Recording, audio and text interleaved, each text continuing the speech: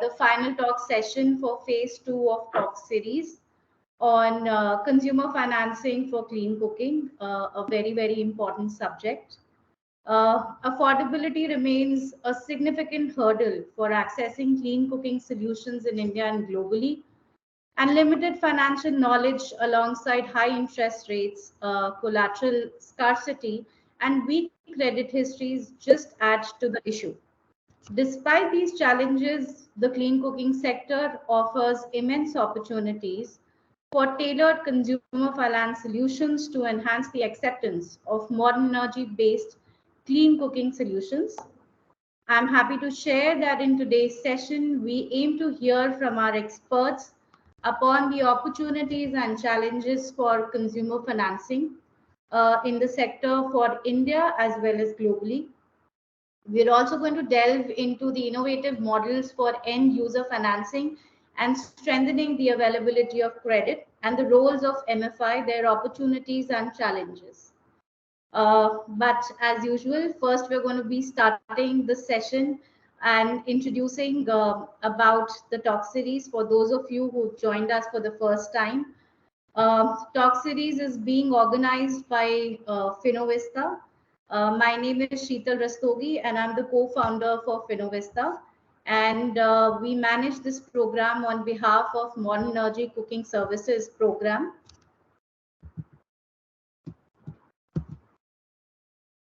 So those of you who are joining us for the first time, Modern Energy Cooking Services program is a UK-aid funded global research program, and it's led by the Loughborough University, UK. I hope I've pronounced it correctly. The program is working towards accelerating the access to modern energy-based cooking solutions and the transition to these solutions. And the research under the program spans on a range of modern fuels, but there is a strong evidence for viability of electric cooking through energy efficient devices. The India activities under the program, as I mentioned, is managed by Finovista, and we are the in-country partner for MECS program in India. With this, moving forward, Talk Series is a global platform which we've established under the initiative of this Modern Energy Cooking Services program in India. It's a global virtual platform, and we have conducted 2 phases of Talk Series, under which it's been a growing community of researchers and a lot of participants and key stakeholders from around the globe. We've already conducted, like today is the last session, so we've already done 24 sessions. We've got more than 1900 global registrations and a lot of participation and interest across the country and globally. And the most exciting thing is that we are not going to be stopping here, and we'll be shortly coming with the launch of the next phase of 12 new sessions, which are going to be equally engaging. And yeah, I'll stop here and introduce our first participant, first speaker for the session today.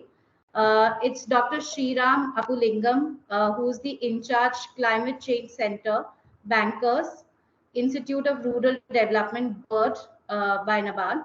He holds over 22 years of experience in NABARD and is presently the Deputy General Manager in NABARD, posted at BIRD, Lucknow. Fully owned NABARD subsidiary as a faculty member. And as a faculty member since August 2020, he's been organizing training programs, workshops for participants from banks, government agencies, NGOs, farmer produce organizations, etc. And he holds a rich experience in tribal development program, watershed development program, financing of producers organizations, NGOs for large resource management, and implementation of development initiatives through financial institutions. Dr. Sriram, welcome, and please take over. Yeah, thank you, ma'am. I think first of all, let me commend the initiatives that have been taken up by you in organizing this series of interactions.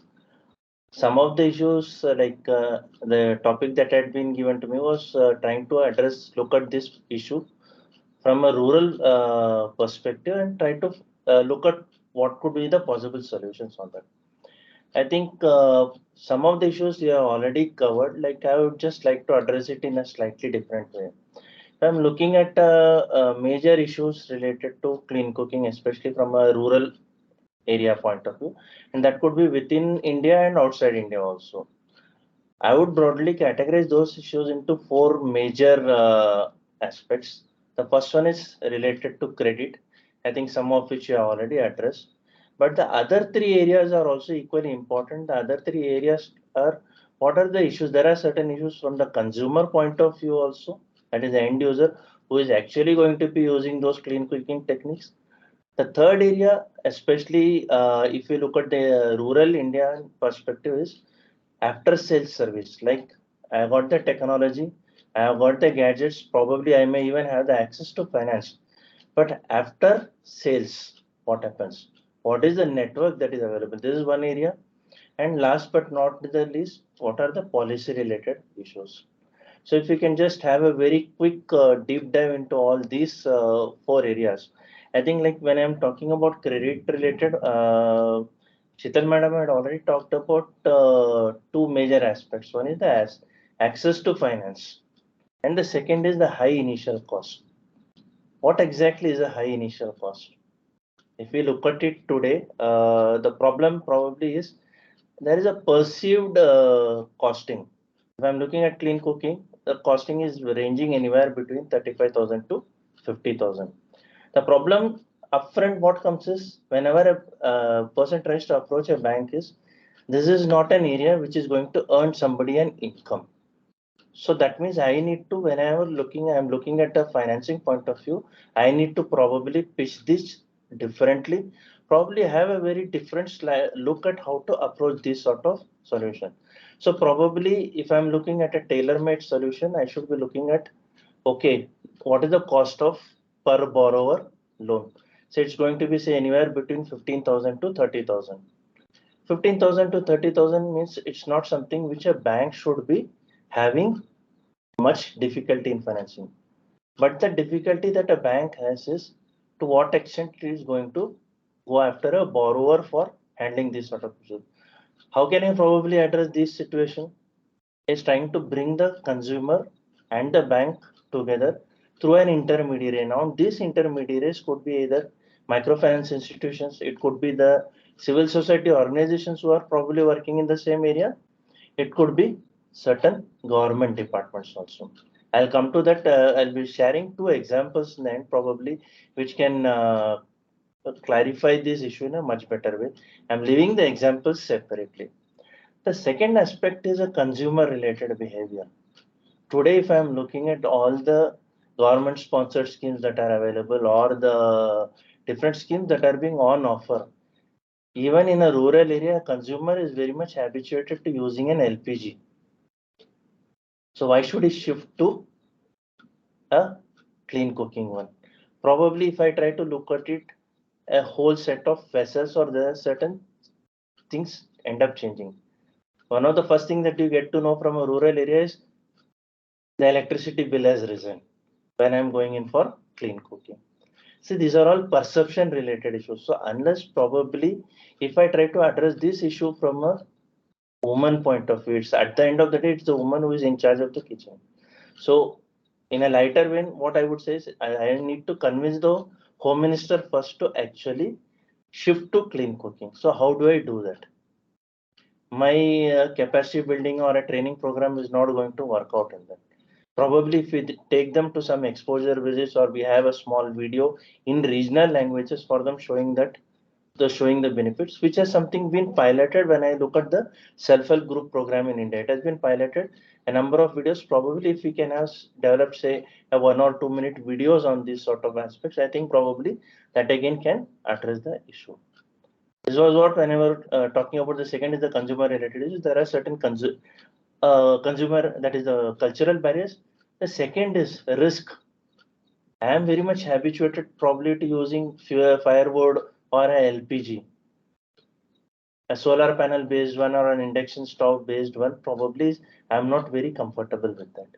So this mindset again needs to be addressed. I think probably if we can have a comparative analysis, especially looking at the costing portion for a family of say 4 or 5. Even if I am going to focus on rural India, I should be focusing on a family size of average around 5. It cannot be 4.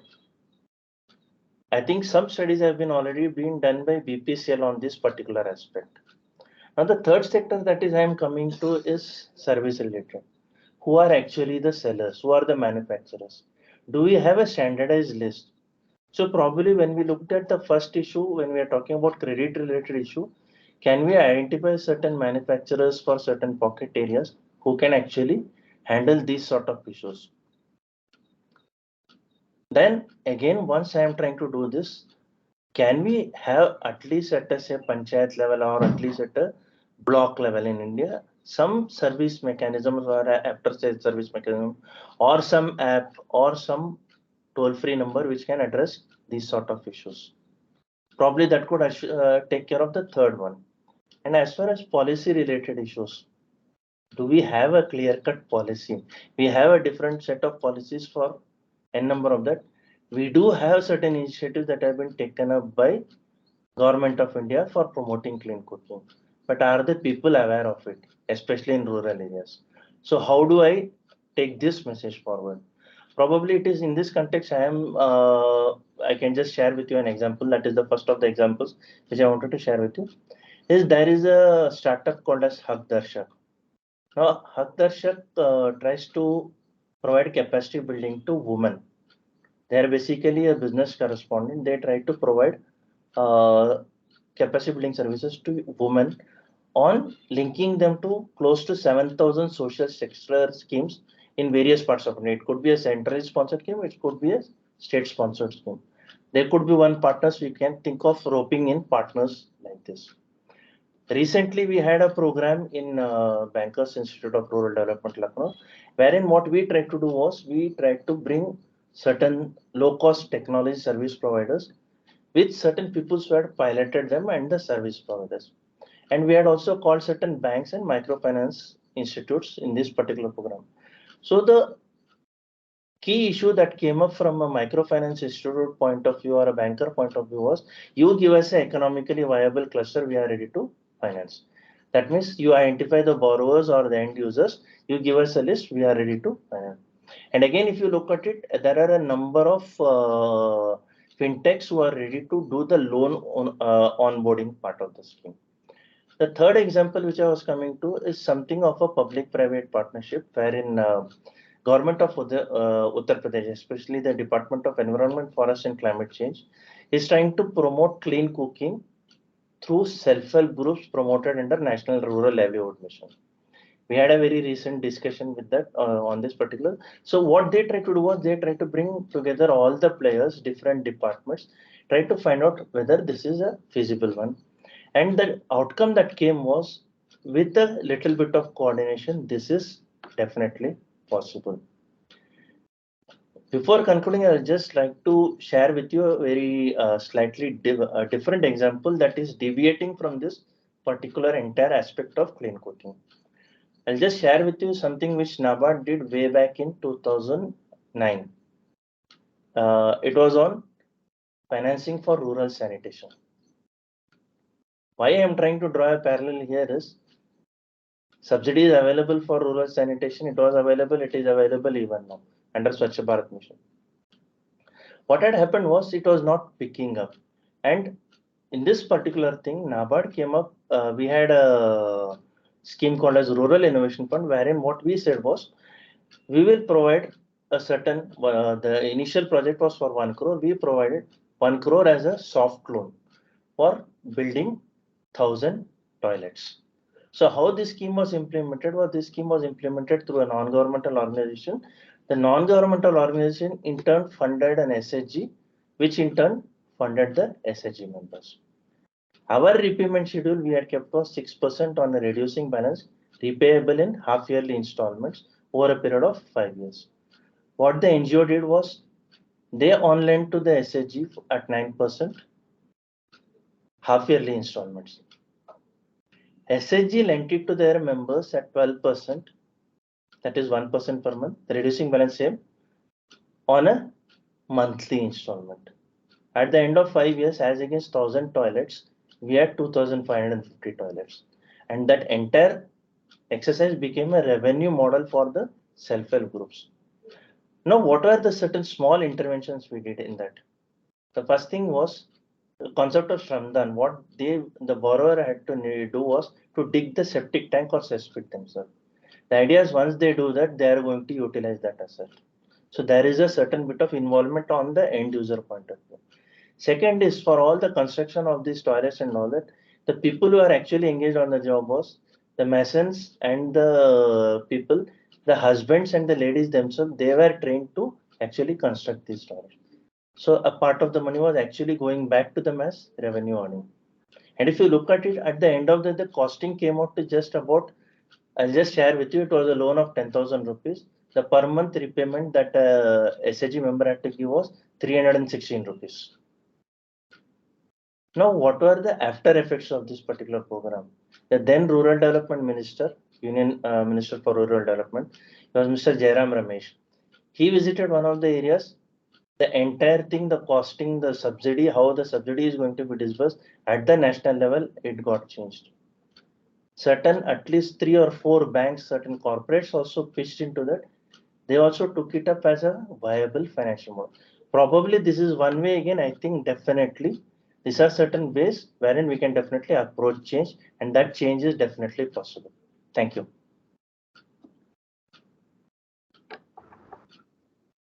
Thank you, Dr. Sriram. And I think within a very small time, you've covered the entire topic very holistically. And I mean, you touched on the cultural barriers, the risk and mindsets of the consumers, the service related issues. And finally, you also made us understand, the important models that could be possible. And this clear example that you gave that has already been proven I think is very interesting. I would definitely read up more upon it after this session. Thank you so much for your talk today. With this, we move forward to the second session, which is going to be a panel discussion, for which I would invite our moderator for the session, Dr. Nick Russo. He is the International License Manager for Modern Energy Cooking Services Program, and Nick holds a BA, MSc, and PhD degree in psychology from University of Cambridge, Loughborough, and Sheffield, with a focus on psychology and user-centered system design. Nick holds over 20 years of experience of working in UK government. His final role was the head of international innovation strategy at Department of Business Innovation and Skills. With MECS project, Nick is one of the international license managers and he leads our work in India. Over to you, Nick. Thank you, Shita, and for your kind introduction.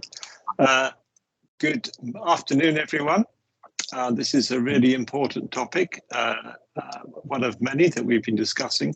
So I'm very grateful to the panelists who are going to be sharing their thoughts on this area. I'm sure we will come forward with some exciting new ideas. Already, as Shitala says, I think there's some new concept there, how we set up some of these kind of local pilots where models can be developed that are then found to be economically viable and then could be taken to the national level and potentially disseminated. That's a really exciting idea. And I think it's absolutely right that we need to look holistically at the environment and the people, both individual consumers and householders, but also the people who are running the microfinance institutes who provide training.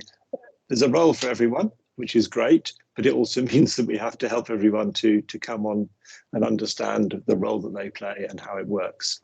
So this panel discussion is going to be focusing particularly on the role of microfinance and consumer finance generally to help take things forward. So I'm looking forward to the views from our distinguished panelists. As has already been mentioned, do put your comments, introduce yourselves in the chat, Let everyone know who you are and keep the chat box open so you can see who else is in the room, virtual room. As Sheetal says, this is increasingly an international group, and so you may find partners and contacts that will be useful for your work going forward. But if you have any questions or comments, put them into the chat, and people may be able to respond to them in chat, or we can use them as part of the discussion once the panelists have given their initial remarks. Okay, on that note, I will move into introducing our first panelist, which is Mr. Surendra Srivastava, who is a finance expert, formerly MD at the Micro Units Development and Refinance Agency, or MUDRA, and also former General Manager at the Small Industrial Development Bank of India, SIDBI. I'm sure many of you know those organizations. Surendra Vistrava has an MBA in finance and postgraduate degree in science and commerce. He's been trained by a range of prominent international institutions in microfinance and financial inclusion. And he comes with more than 37 years of experience in the field of microfinance, financial inclusion, gender development, and many others. And he's played a key role in design and implementation of the Poorest States Inclusive Growth Programme, a 6-year programme for financial inclusion, gender development, and policy advocacy. So, Mr. Srivastava, I would like you to share your thoughts on the role of MFIs and business opportunities that could enable the financing and supply chain in the clean cooking segment. Over to you. Thank you, Nick. I think the tone of the talk has been set well by the previous two speakers, Sheetal and Dr. Sriram. As Sheetal has mentioned, some of the usual financing issues through MFIs and other banks also, like limited financial knowledge of the borrower, loan aversion, high interest rates, lack of credit history or verification of credit history, absence of collateral, etc. And then I think in the Sriram's presentation, he has almost covered most of the related issues of design of the product, cultural issues, and delivery related issues also, taking into account the cultural aspects of the borrower. If you look at the channel MFI, or I would like to include the small finance banks also, they were also MFI, and their working is almost similar. So if you look at these two channels, they have a vast outreach in the country. If you look at the microfinance sector as a whole, they reach out to around 70 million clients today, of which around more than 3 million clients are 30 million clients are from NBFC MFIs alone. So they have a very vast outreach. Their outstanding portfolios are enormous.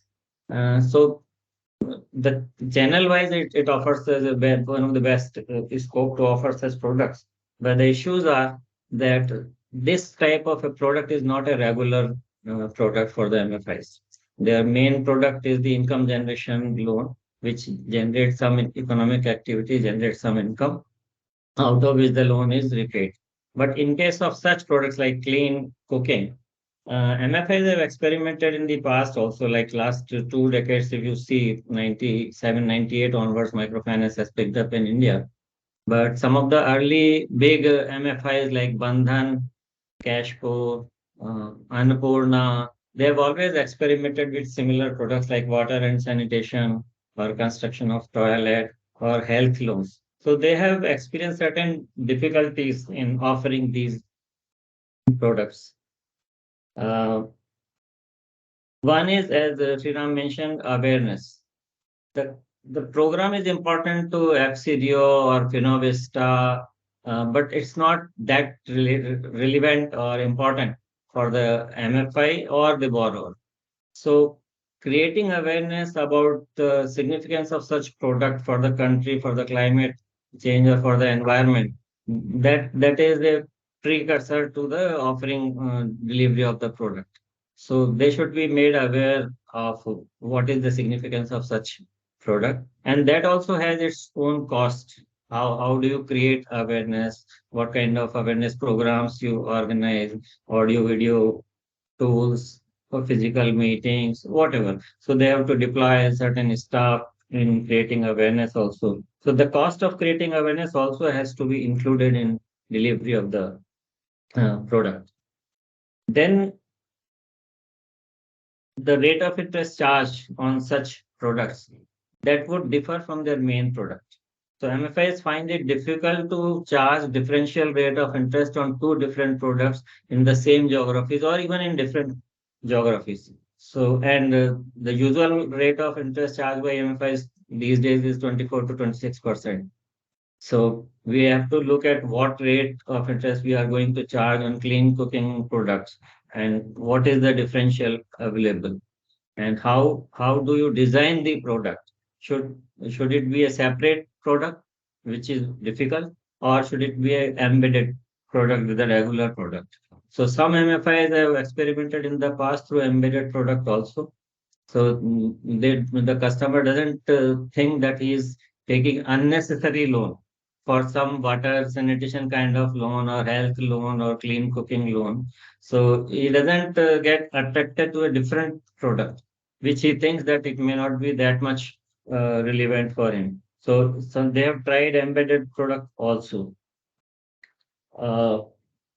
And past some MFIs have successfully done it, like Cashpro has been regularly doing such kind of products. And lastly, the margins available to the MFI. Does it cover their entire cost of operation, including awareness creation? So is it a feasible program for the MFI? I think from my side, these are few key issues. If we address these issues, I don't think delivery of the product would be a problem, because MFIs have a rich history and long history, and they have, faced several external shocks also, like COVID or demonetization or whatever. So the resilience of MFIs is very strong. They have vast outreach. Once the product is designed appropriately, I think delivery should not be a problem and success could be there. Thank you. Thank you very much. That's a positive note to end on. I think you've correctly and helpfully set out a number of challenges that we need to address as we develop this. And I'm pleased to say that Finovista is now working with a number of Indian states to help them to develop this kind of program. And I think there are various, as you said, there's the MFI network, which is critical to this. But there are other networks and other groups at the local level that have that engagement with users, can help them to think through their cooking needs and how different cooking solutions might best meet those needs. And we're very grateful also for the support and learning that we're getting from all our partners in India to understand that cooking culture and help people to find the right solution for them. Okay, so we're getting some people introducing themselves in the chat, just to remind you to do that. And we had a question coming through about the data, the lack of data. So maybe we'll come back to that later, but if anyone wants to pick that up, that would be really helpful. Okay, our next panelist is Ms. Aditi Singh, and she is the head of strategy at Satin Credit Care. I believe she founded or maybe co-founded. Credit Care is a MFI with over 30 years of experience in working in about 100,000 villages with more than 3 million women, managing approaching $1.2 billion in finance, which is a staggering amount. Ms. Singh has more than 15 years experience in the financial services industry across a great many functions. She has a vast knowledge across all these different areas. Prior to Satin, she worked with CG Corp Global as head of M&I projects, looking at projects all around the world. And she's an extremely diversified experience, giving her 360-degree understanding of the finance and business vertical. She was a gold medalist in economics from Banasthali Vidyapath, sorry if I pronounced that badly, and has done postgraduate degrees in management of business finance from the Indian Institute of Finance in Delhi. So Ms. Singh, we're very grateful if you could share your inputs on how as an MFI yourself, you can look at the clean cooking segment and what you see the sort of opportunities and the challenges are in India. Thank you very much. Sure, sure. Thank you. Thank you for patiently introducing me and my organization, Nick. And I also thank my co-panelists, the likes of Mr. Surendra Srivastava. Thank you for all your support to the sector. And Dr. Sriram, thanks for teaching my boys everything you do at BIRD. So I'm very grateful and happy to be part of this panel. And so as an MFI, actually, we look at this clean energy and this whole opportunity with a very positive view. And why I say that is because, like my other co-panelists already mentioned, that we have a vast outreach. So these 100,000 villages so there are in India 600,000 villages, and MFIs are actually covering almost 460 to 470,000 of them. So that means we have the outreach and we are there at the last mile. Also, so our work is such that we meet our clients. Some meet them once a week, some meet them bi-weekly, some meet them once a month. But we have that rapport with our clients, and most of them in India happen to be women borrowers. So we understand them, and so for us, during the course of the center meetings where we meet our clients for their repayments, we do speak to them about many things. And we have had a very successful, I would say, the water and sanitation and hygiene financing, where we could do more than 400,000 of such loans across Eastern India and toilets. And it has made a great impact in health and dignity of our borrowers, I would say. Similarly, when we see the clean cooking solutions, again, we see a lot of opportunity and a lot of pull is there. So usually they say that MFIs sometimes try to cross-sell and they try to bundle loans. But this isn't the case because there is a genuine demand from our set of borrowers. And so what we do, we only give it to our existing clients. So on that account, we are kind of able to manage the, I will say, the awareness or the, I'll say, advertisement cost per se, because the clients, they have a demand and we finance it to them. So one thing is like if you see every year without doing much, we are selling more than 100,000, like a very small thing, induction cookers. And this is roughly 3% of the clientele that we are doing. So there's a lot of penetration that can happen within our own ecosystem. Again, one thing which we have seen is these loans, this type of consumer financing, whether it is wash, whether it is the green loans, it has a lot of, I will say, better repayment behavior. So very low number of NPAs. So as an MFI, I would look this as an opportunity because there is a genuine demand, there's an organic demand, there is a product which I can actually make it available to my clients, and my money is lesser at risk, so to say. Again, it increases the customer stickiness. So if the same borrower keeps on, borrowing and repaying, it makes her credit bureau record better. Plus, we also are able to better retain our clients. And so we don't have to undergo the cost of acquisition of a client. So it also makes economic sense. While I talk about the economic sense, it also is very essential in the ESG commitment that we as an institution do. So it bodes very well for that because this again is making a real difference in the life of our clients. And we are again, so microfinance as a sector, any which way in ESG, the social aspect is very much the core of what we do. But here we are also able to strengthen the environmental responsibility of us and as an organization. And of course, it is doing good to the nation and the world at large. Then, of course, comes about the productivity of our clients, which actually increases if she has access to such products, such solutions in her life. So if she's sewing and she's doing certain work, embroidery, dairy farming, if she's able to have some sustainable, clean energy, clean cooking solutions, she can do her work and put in more productive hours instead of fetching the raw material, wood, dung cakes, whatever, light a fire, cook, and then serve the household. And then, of course, this can be done anywhere. So she is not perturbed by the inclement weather and all. So that also is one important aspect. Also, we can provide them the flexibility in repayments. So other esteemed panelists had just mentioned about how we can really make it affordable and palatable for our clients to borrow and very conveniently repay for us.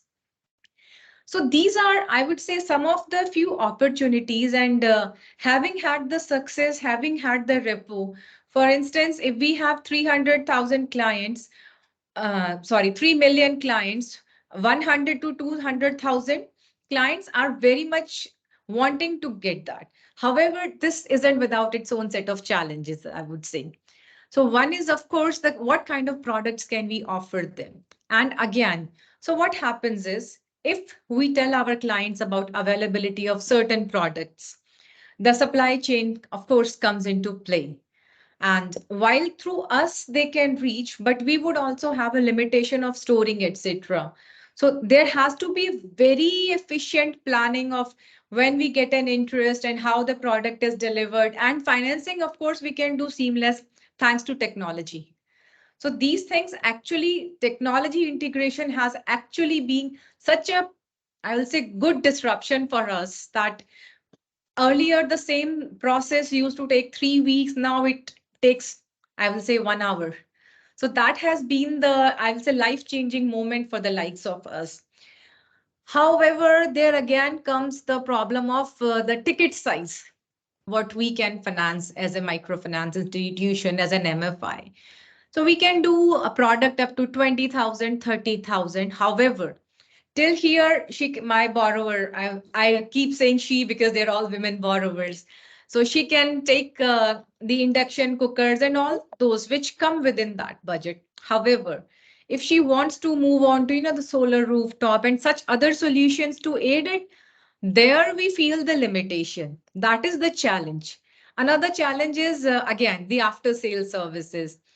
So on a lighter note, if the product that we finance does not work, she will not repay my loan also because, hey, you gave me a wrong product, because she cannot differentiate whether who is the manufacturer, who is the supplier.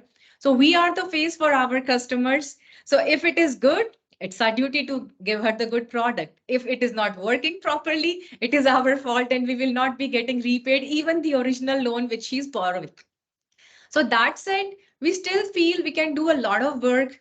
While on ticket size, I feel we can still become a BC or banking correspondent partner to bigger institutions, international institutions who can use our distribution outreach, who can through us deliver those sustainable products and give a better life to our clients. That's it from my side. Thank you. Thank you very much. Oh, that's so lovely. It's funny, I was expecting this discussion to be quite challenging, to be a difficult one, but that was such a positive message, and I'm very grateful to you, Ms. Singh. I would love for us to talk further about your experience of the clients that that are using induction stoves and their benefits that they see from those. I imagine in India there's a lot of word of mouth dissemination of information and awareness. And I think those kind of numbers that you're talking about give me great optimism that the message will be getting out there about, there's a better future that hopefully many more people can benefit from. And I think you make some really important points about the financial realities that these households face, and the women in particular. If they do have other sources of income, then this can increase their income. And that becomes a very clear benefit that the MFI can see that the loan will be repaid because there is income to be brought in.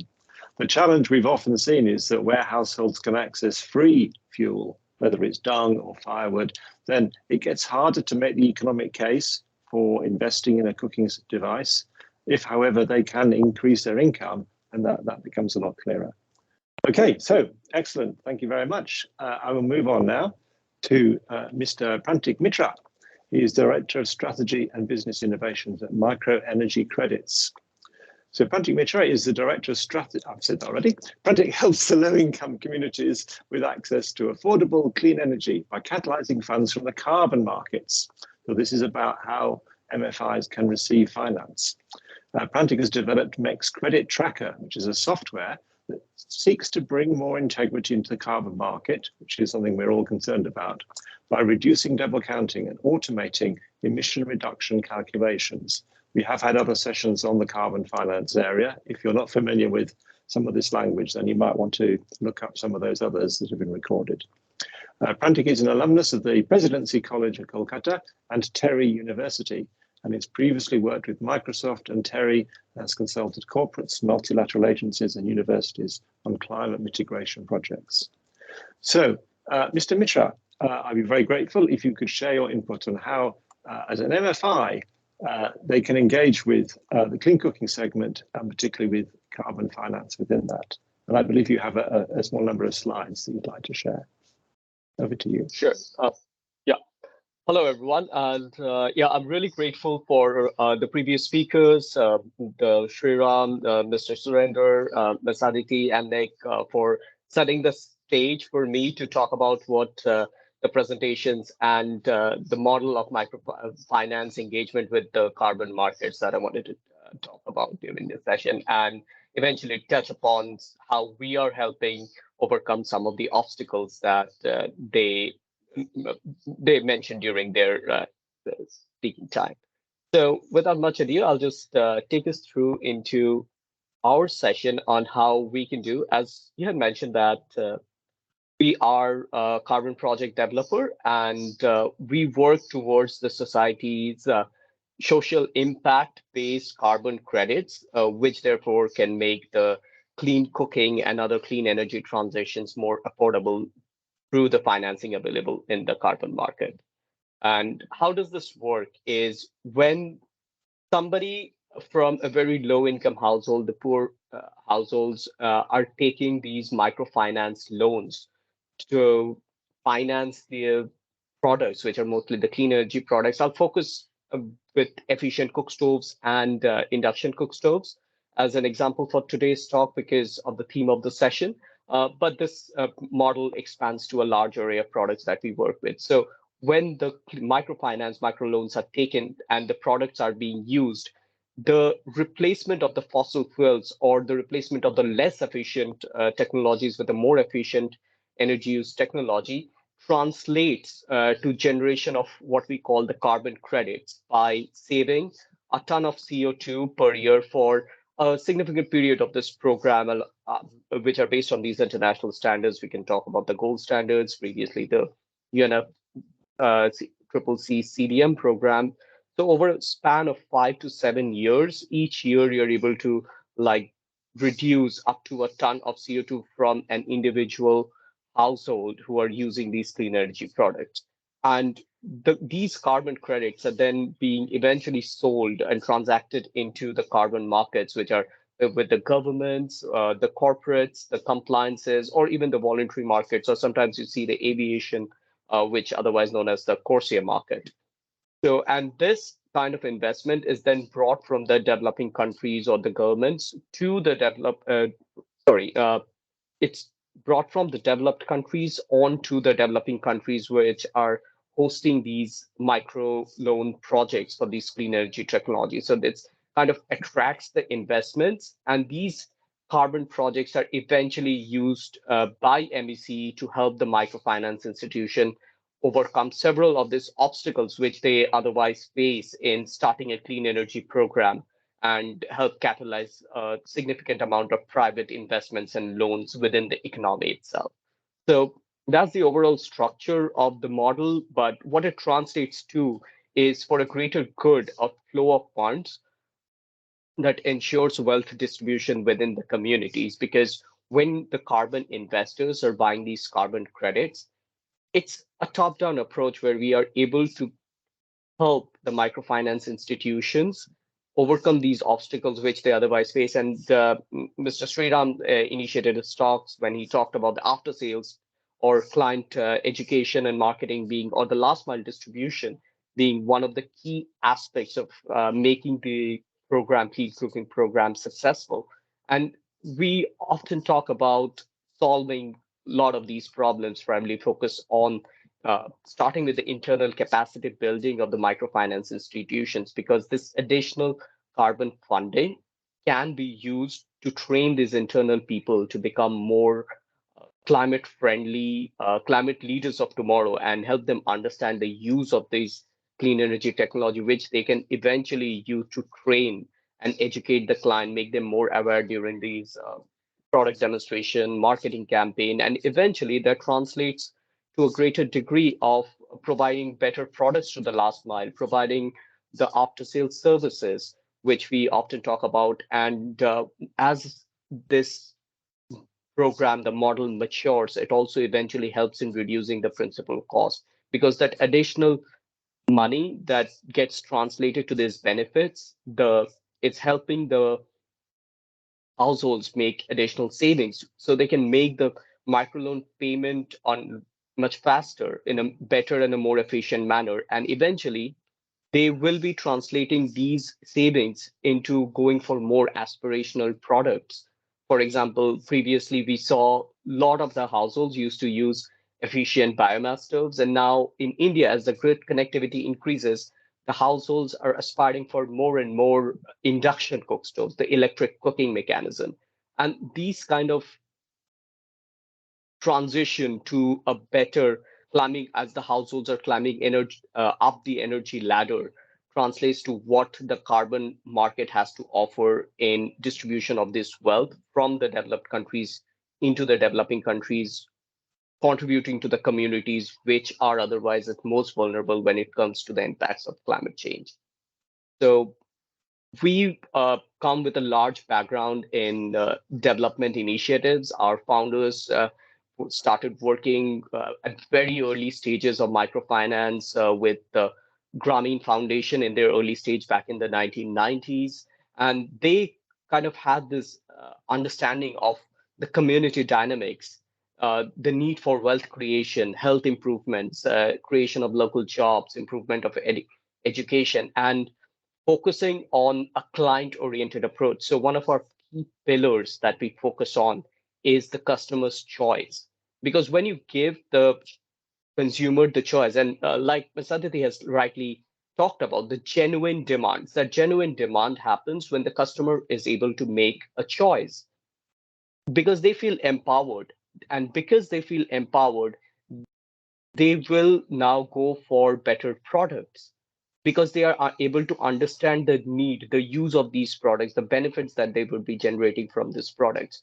And that kind of ensures what we always talk about, the integrity in the carbon market, is how we can always talk about the continuous use of these products. It's not like the consumers are going to use this as some kind of a freebie model where they know that another product would just be given to them for free.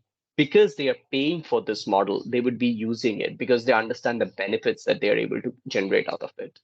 So this is very different from a giveaway model, which a lot of the development practices often say that does not work. But creating a market that can leverage this carbon funding up to almost 10x times the value of the market helps support these local economies by creating local micro entrepreneurs and providing them with the services that they need and the benefits that translates into the greater wealth creation for these households.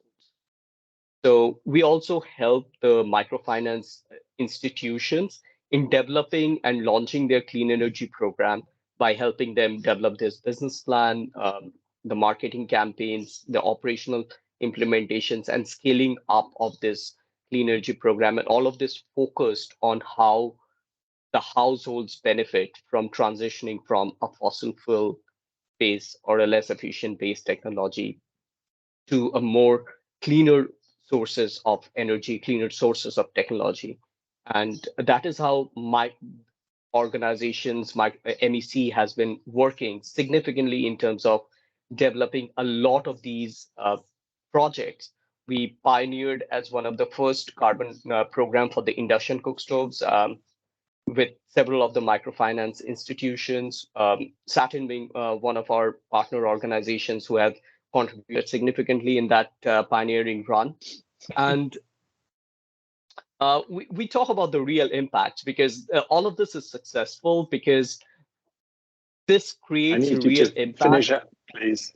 Yeah, the real impact in terms of alleviating poverty and translating these carbon funding to eventually empower the local clean energy demonstrators and creation of a local economy at scale. So there, I would like to conclude by saying that we have the simple clean energy products that can improve the life of these consumers through the microloans.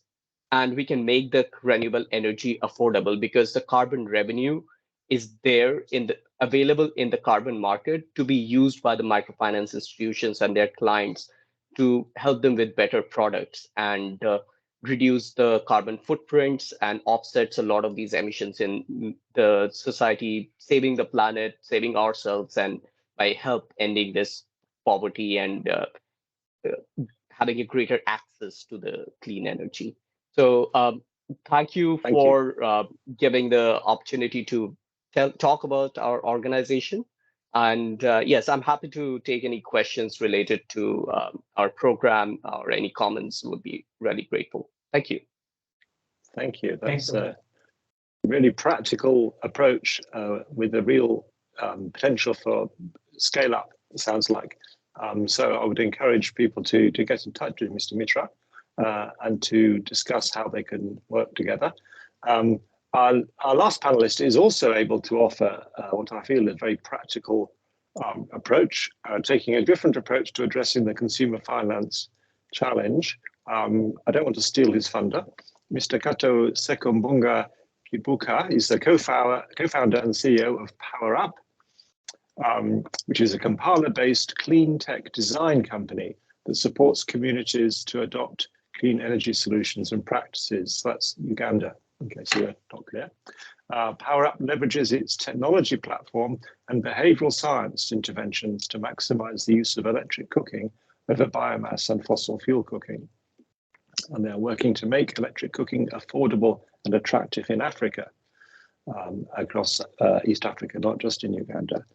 Kato was previously the head of product at NG Energy Access, and he's been with Power Up for a number of years now. I've had a number of conversations with him. He's a great guy, and he's also interested in connecting with India in different ways. So, Kato, I'd like you to share the importance of digital control and monitoring for both enabling direct financing and your kind of pay-go model. And I'm sure you can touch on carbon finance as well. Over to you, please. Great. Thank you, Nick. Thank you, MECS Finovista, for organizing this series, and thanks to all the presenters so far. I'm Kato, CEO of Power Up. I'll speak a little bit about what we do, how we support consumer finance, and then what the future could look like with more innovations. Power Up is a supplier of electric cooking appliances. We supply these appliances to distributors. They're custom designed to fit the market. They include things like pay-as-you-go that we'll speak about. They include metering,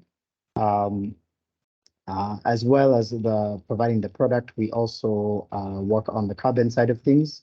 So we don't just give the hardware to the distributor, but we also have a program, a gold standard POA, where we can give the distributor access to carbon revenue if they work with us in terms of managing the data that could be used to generate credits. So given that, the focus of my talk will be mainly around electric cooking, mainly around the technology side of things. So consumer finance is really just all about affordability.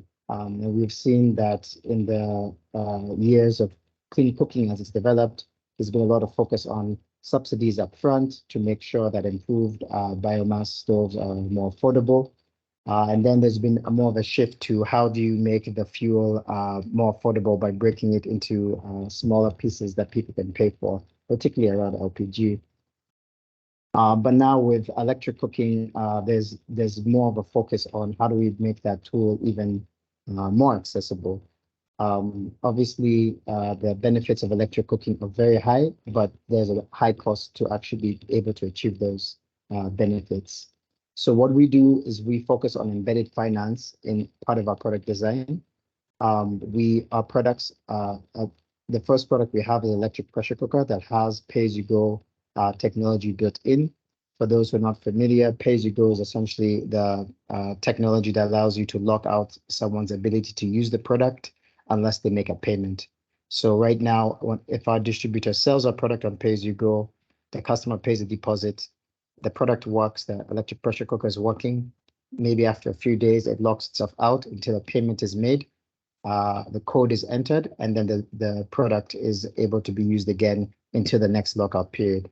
So that process repeats itself until you can pay off, the end user pays off the entire loan.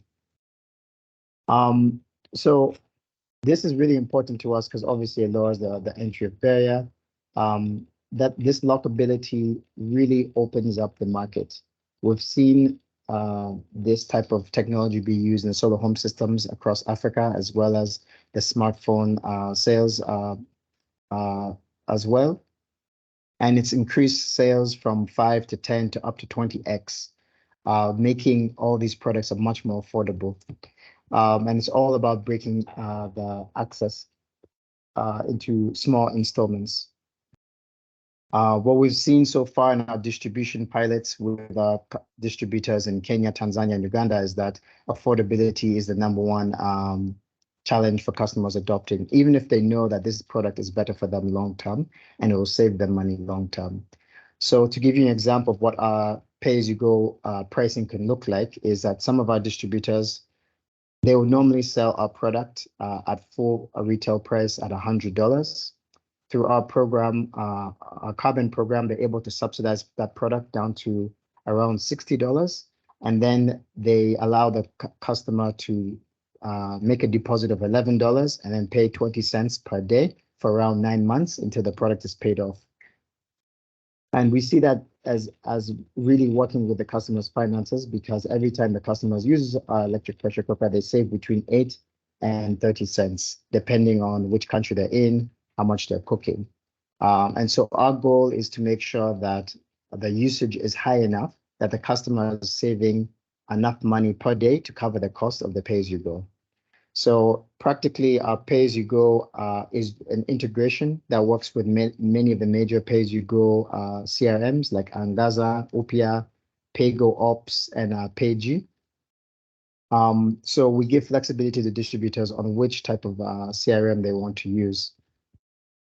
Right now, before we started introducing our product, we've seen this being piloted by distributors selling our product on cash or on small installments, between 4 to 10 installments. Well, they've been doing that for about a year now in Tanzania and Ghana. But now we're seeing that we have distributors in Kenya and Tanzania who are actually using the pay-as-you-go to make the payments, the installments, much smaller, like to 20 cents a day, like I've mentioned. There are challenges in repayment. We've seen this in the solar home system space. What we really believe is that consumer financing should be coupled with best practices, especially other innovations around the carbon space. So if you can introduce pay-as-you-go with carbon subsidies together, that is very powerful, much more than having one or the other. But bringing down the upfront cost and then breaking into small pieces is very powerful. We also see that screening customers is very useful because we need to understand if these customers are going to get value. If customers are buying these products and they're not using them that much, they're not saving as much, and they're going to be less likely to make repayments. So really screening the customers to see what they're using as a baseline, how much they're spending, and if this product will actually give them the benefits, maximum benefits, because then we can start proving that the repayments will work. Another thing is lowering the loan tenor. The loan tenors sometimes can get very long. Many consumer financiers like to extend loan tenors, but it becomes very, very problematic because of payment fatigue, because of higher interest rates associated to that. So we do try to really encourage having loan payments less than a year. ideally 6 months, but we need to do a lot more work on bringing the cost of the product down, increasing carbon subsidies for us to start getting within 6 months of repayment terms. In terms of the future, we're building an IoT version of our product, meaning there'll be a SIM card inside, and so we can connect, communicate with the product back to our backend. This will make pay-as-you-go much smoother. Instead of the customer entering codes, once the customer makes a payment, the codes will be sent to the device automatically and will unlock. So it's just a much easier customer experience. But also the IoT will give us a lot of insights into how the customer is using the product, and that will give us much more insights in terms of which type of customers do we want to sell to, how do we profile these customers, and what is the best way to make sure that we're getting the customers who will repay and who will actually use this product. Ultimately, IoT provides transparency, and that makes a big difference for our ability to issue and generate carbon credits, which will further reduce the product, and we can then break the price of the product down into smaller payments. So that is what we're looking forward to, introducing IoT, introducing more carbon into our business model, and that with the combination of consumer financing will open up and scale our ability to distribute electric cooking globally. So that's it for me. Thank you for your time. Thanks, Kato. That's really helpful and a very practical and useful insights that you are sharing there. And I ought to give a plug that the MECS has developed with Gold Standard and Fair Climate Fund a framework to facilitate the calculation of carbon emissions that are reduced when you cook with electricity. And we're very keen to see this more transparent approach being introduced and taken up across the sector. I'm pleased to see there's a number of chat communications coming forward. People are connecting with each other, which is excellent. So I don't need to do anything. But I have seen 2 questions that I thought I'd just raise in the last couple of minutes. I realize we're kind of running slightly over, so people may have to leave, but I think this is a really valuable discussion. So one question was around the risks and the uncertainty associated with lending to lower income households, particularly where there is little sort of hard data maybe to back up the risk assessment. So I'd be grateful if it looks like Ms. Singh has got a response to that. And the other question was around how we can introduce awareness using schools and education institutions in this. But so, Ms. Singh, you put your hand up very quickly. Yeah. Would you like to respond? Yeah, I raised my hand because we get that a lot. How can you lend to the low income households and how can they repay? And the lack of data. So I think these are some of the myths. And we feel like always telling our point of view. Yes, they are slightly low income households, but if you really look into a household, there are actually 3 to 4 streams of income these people have. So I think they are one of the most entrepreneurial people and they're so enterprising. They will be doing a little farming, having a milk animal to sell milk, doing some embroidery, some other work, somebody must be having a grocery store. So there are multiple sources of income through which they are able to repay. Second is the data. So the fact is that we have a very robust, I'll say, reporting system, and our credit bureaus, we send them everyday data. So for instance, if 1 month we add 100,000 clients, every day the data is going to the credit bureaus, and we are actually using artificial intelligence and machine learning tools to ascertain the client's behavior basis their past record. And it is a very scientific, very robust way of assessing them.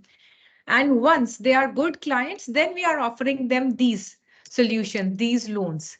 So trust me, this is the reason why, in spite of giving it to the supposedly bottom of the pyramid, unsecured loans, our default rates are the lowest across all the sectors. Thank you. That's really good to know. Thank you. Lovely.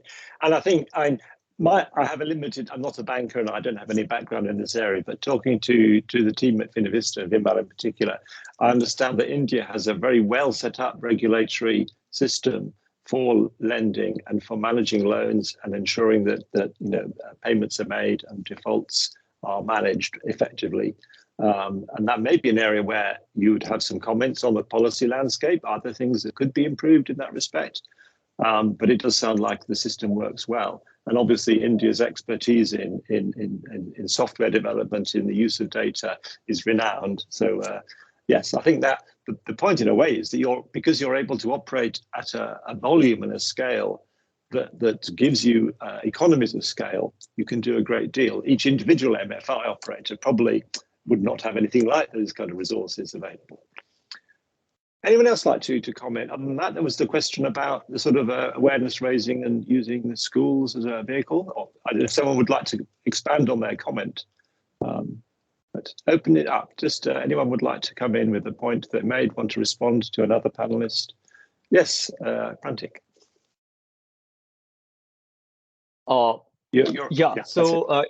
In terms of working with the awareness should start not just at the school level. It should start where the loans are being given, like starting with the meetings of these self-help groups. Because these self-help groups are like meeting weekly, bi-weekly, even at a monthly basis, and if you can reiterate the benefits and the uses of these clean energy technology, and how they are contributing as the climate champions for tomorrow, that is where the motivation would start.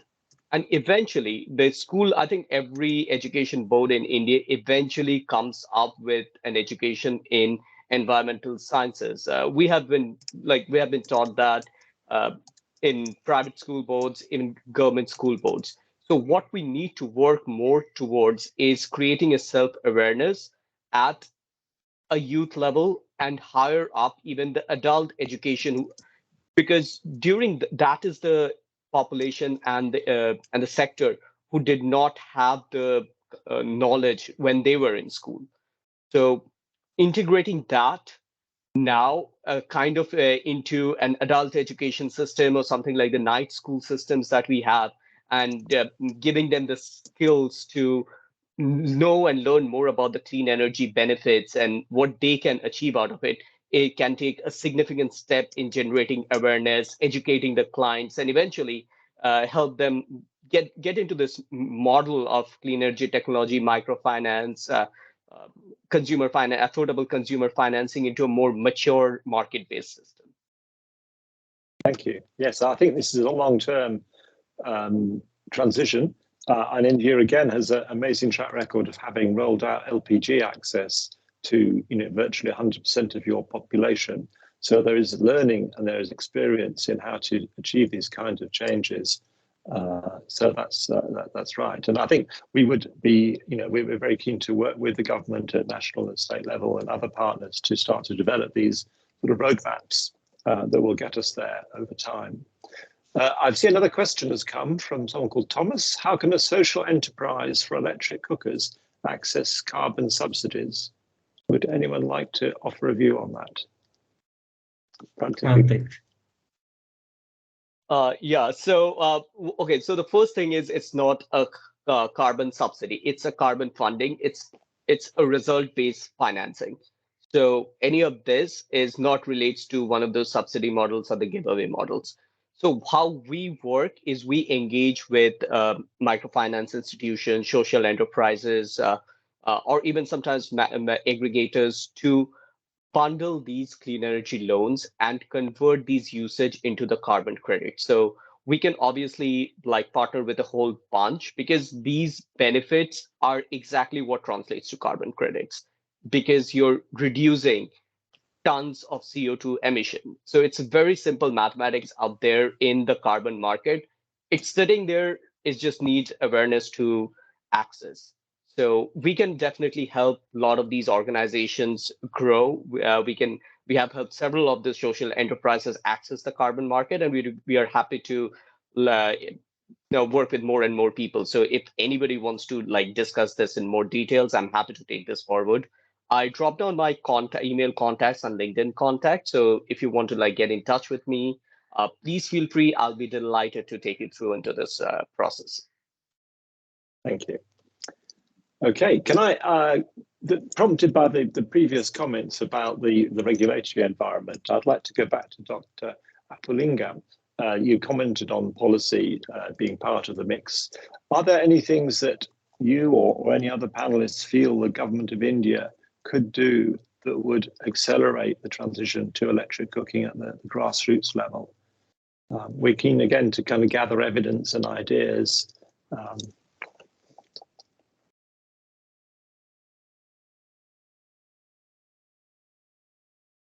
I think one point what I would like to add here is like whenever we are looking at a number of interventions or policy announcements that is coming from the government, it is normally bundled as something green.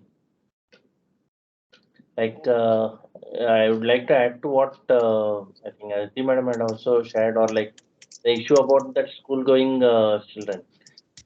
Ministry of Environment, Forest and Climate Change has got a program called as LIFE, that is Lifestyle for Environment.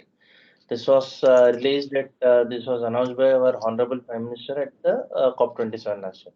And what it talks about is just bringing about a mindset or an attitudinal change. Somewhere in November 2022, the government also had come up with a sovereign green bond framework. So how we can go in for green bonds or something like that. Very recently, the Securities and Exchange Board of India, that's again another regulator, had set up something called as a social stock. I think like this is one sector, probably if we can tap that, link the clean cooking initiative interventions with the social stock. In fact, I'm happy to announce on this forum that on September 29, NABARD is going to launch the first social sector bond. Already listed, it's going to be launched on and now that is going to take care of a number of interventions, especially in the social sector. So whenever I'm talking about a policy one, probably I think this is something which can be highlighted specifically in the policy statements. Like if I look at the soaring green bond framework, if I can very specifically add one more thing on clean cooking. It talks about renewable energy, it talks about use of solar energy and all that. But if I can add just two more words, clean cooking, probably I think that message becomes loud and clear. And the other way was I just shared with you something which we are going to launch on 29th of this month, just about sometime next week, same time. So probably these are the sort of things that are going to get covered under that. Brilliant. All right, so that's really good. We look forward to that. And I'm sure Finovista will be keeping an eye and keep in touch with you about those suggestions. I think India is a fascinating country where there's such diversity. To come up with a national policy which reflects the diversity must always be a big challenge. And I think there's something about the sort of signaling, like you say, including clean cooking into a lot of the messaging that comes out from government and the LIFE program. It's so powerful. I'm not familiar with what you're referring to in terms of specifics, but I'm sure Finovista will know more about it. Would anyone else like to comment in that regard about kind of things that could be done that would make a big difference from your experience? And that, I suspect we need to finish because we've run over. I've not done a very good job of sharing this. Just a word about policy you mentioned, and so policies, RBI has a robust policy on the microfinancing sector. And in addition to that, very detailed guidance they have issued for all the NBFCs, MFIs. And in addition to that, they have appointed self-regulating bodies. We have two industry associations on microfinance, MFIN and Sadhan. Both of them have been appointed as SRO, self-regulating organizations. I am attached with Sadhan SRO committee also. So they also regularly monitor the industry in depth. So as far as policy is concerned, on financing, there is no issue in India. Okay, and these bodies are ones maybe that we should be. Second thing on the awareness, awareness has to be created among the prospective borrowers. Already MFIs are running a number of programs on, say, financial literacy. So a lot of audio visual material is already there, and they use center meetings, disbursement meetings, And wherever clients are gathering, they use those platforms to create awareness. So it's already in practice for various other things like financial literacy. So when we mention awareness, it is about the prospective borrowers. Okay, I think I need to finish this. It's been fascinating and really constructive and positive. So I'm so grateful to you all. It feels like we've had a really strong kind of clear message that there are really good opportunities out there and actually some data in terms of Ms. Singh talking about, I think 3%. Is it 3% of your client base use induction stoves? And that's a great piece of insight that I didn't have before that. But Sheetal, do you want to kind of wrap up? Thank you. Yeah, thank you, Nick, and all the speakers. I think we got a lot of important points and key takeaways from this session.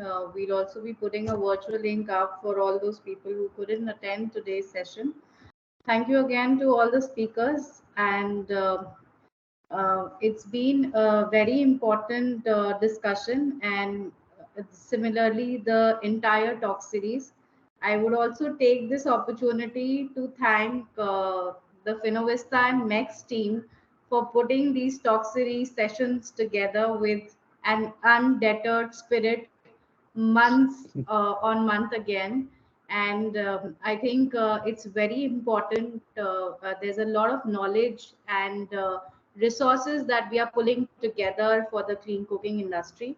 And I think what Mr. Surendra Srivastava also pointed out today, that this program might be important for maybe MECS, Finovista, maybe other stakeholders, but are the key financial institutions, for them, is it equally important? So on that note, it is important to understand that the whole idea of this talk series, and with the spirit that we conduct this, is that we want to bring in very different people from different institutions and businesses, and pool in all the resources to this subject area, which is modern energy based clean cooking, and initiate discussions on what is important for the transition to happen. So on this note, a big thank you to all for joining us, and yeah, we'll say a bye. Thank you all. Thank you. Bye. Thank you. Thank you, Dr. Nick. Thank you, all the panelists. Thanks all. Thank Thanks you. all. Thanks. Thank you. Bye-bye.